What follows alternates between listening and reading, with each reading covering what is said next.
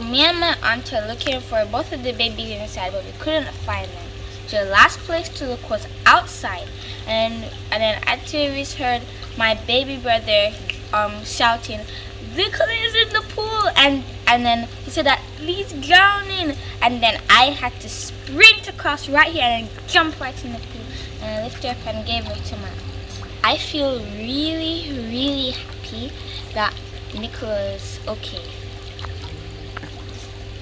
I'm really happy that she's alive and I was able to save her that day.